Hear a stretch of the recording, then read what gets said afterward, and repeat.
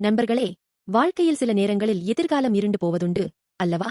வேலையில் ஆட்குறைப்பு செய்தி கேட்டு உங்கள் பதவி ஊசலாடும்போது, இந்த வயதில் நான் எங்கே போவேன், என் குடும்பத்தின் நிலை என்னவாகும் என்ற தவிப்பு நம்மை மூழ்கடிக்கும்.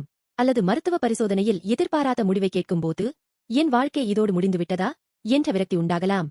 இவை அனைத்தும் இஸ்ரவேல் ஜனங்கள் தங்களுக்கு முன்னால் பொங்கி வழியும் யோர்தான் நதியை எதிர்கொண்டதைப் போன்றது.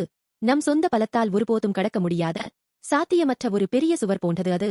அந்த நேரத்தில் யோசுவா மக்கள் அனைவரையும் அழைத்து ஒரே ஒரு வார்த்தையை சொல்கிறான். நீங்கள் இங்கே வந்து உங்கள் தேவனாகிய கர்த்தருடைய வார்த்தைகளை கேளுங்கள். யோசுவா 3:9. யோசுவா தேவனை எல் ஹாய், அதாவது ஜீவனுள்ள தேவன் என்று அழைக்கிறான். அக்காலத்தில் சுற்றியிருந்த தேசத்தினர் வழிபட்ட தெய்வங்கள் மரத்தாலும் கல்லாலும் செய்யப்பட்ட ஜீவனற்ற சிலைகள்.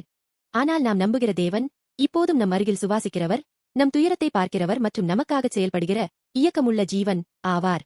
கானானியரின் 7 ஜாதிகளையும் தேவன் நிச்சயமாக துரத்தி விடுவார் எரஷ் என்று யோசுவா வாக்குறுதி அளிக்கிறான். வசனம் 10. இங்கே துரத்துதல் என்பது எதிரியை அகற்றுவது மட்டுமல்ல, அந்த தேசத்தை நமக்கு சுதந்திரமாக இன்ஹெரிட்டன்ஸ் அளிப்பது என்றும் பொருள்படும். தேவன் நம் வாழ்வியல் மன அழுத்தம், அடிமைத்தனம் மற்றும் தோல்விகளை துரத்திவிட்டு அந்த இடத்தில் தம்முடைய சமாதானத்தையும் வெற்றியையும் நிரப்புகிறவர். ஆனால் அவருடைய வழி தனித்துவமானது. மக்கள் முதலில் ஆற்றில் குதிக்கவில்லை. தேவனுடைய பிரசன்னத்தை குறிக்கும் உடன்படிக்கை பெட்டி ஹபிரிட் தான் முதலில் ஆற்றில் இறங்குகிறது.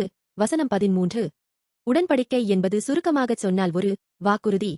தேவனுடைய வாக்குறுதி நமக்கு முன்னால் சாத்தியமற்ற இடத்திற்குள் நுழைகிறது.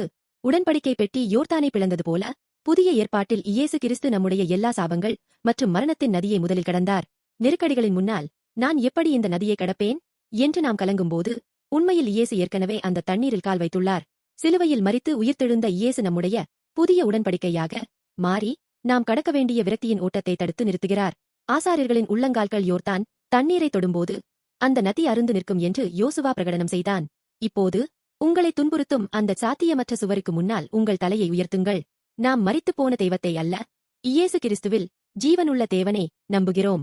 நம் திறமையால் அலைகளை பிளப்பதில்லை, மாறாக நமக்கு முன்னால் சென்ற இயேசுவின் வாக்குறுதியை பற்றிக்கொண்டு ஒரு அடியை எடுத்து வைக்கிறோம். சூழ்நிலை அப்படியே இருந்தாலும் இயேசு ஜீவிப்பதினால் நான் இன்று ஒரு அடி எடுத்து வைப்பேன். இந்த விசுவாச அறிக்கை இருக்கும்போது உங்களுக்கு முன்னால் பொங்கி வரும் யோர்தான் நதி பிளக்கப்பட்டு உலர்ந்த தரை தோன்றும். அந்த ஜீவனுள்ள தேவன் இன்று உங்கள் வாழ்வில் வழியை உண்டாக்குவார் என்று நான் உறுதியாக நம்புகிறேன்.